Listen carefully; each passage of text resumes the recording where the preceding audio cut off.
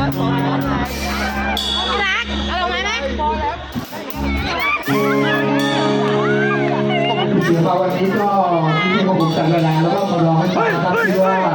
แฟนๆน่าจะพอจำได้นะครับเนี่ยจำได้ใช่ไหมครับร่วมสนุกในการร้องเพลงในค่ำคืนนี้นะครับนึกว่าพี่เสียมาพานั่งยานย้อนเวลากลับไปสมัยที่เราจะเป็นหนุ่มสาวเป็นทีเด็กนะครับผมเพลงต่อไปดีนะครับคือว่าครับเพลงที่ชื่อว่ากระดาษห่อไฟครับเพลง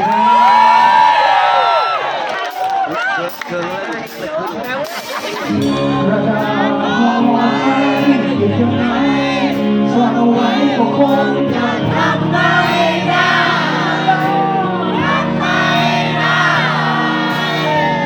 เธอเป็นดังไฟต้องการอะไรเมื่อเราแล้วฆ่ากันให้ตายเสียก่อนตายเสียก่อนทางเดินสุดท้ายจะยอมรู้ไหมเธอว่ารักทั้งที่เธอกระดาษไม่ดีก็ตรงความรักเพื่อไม่เธอจะยอมถูกเขาไปแม้ได้ก็ยอมดวงใจถูกเขาลงในพิษาเธอจะยอมที่เธออยู่ตรงนี้อยู่กับฉันตรงนี้จะเป็นสวรรค์ของเราสวรรค์ของเราข้ามาทุกไปและความเขาตรงนี้จะเป็นอะไรที่ดูรอคิดดูทางเดินที่ไหนจะยอมขอรับเนื้อเกินรู้ไหมเธอว่ารักมันจำเป็นเธอกระดาษใบนี้ก็บอกความรักเธอไม่เธอจะยอมถูกเอาไปแม้ตายก็ยอมดวงใจถูกเอาลงในพิษตารักเธอก็ยอมจะยอมเพื่อเธออะไรที่ยอม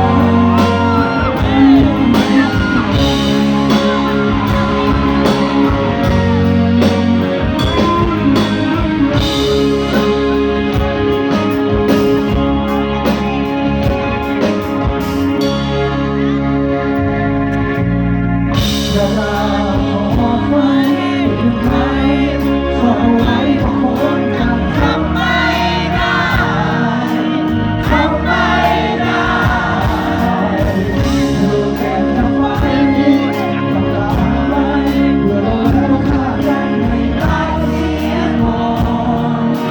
ตายเสียก่อน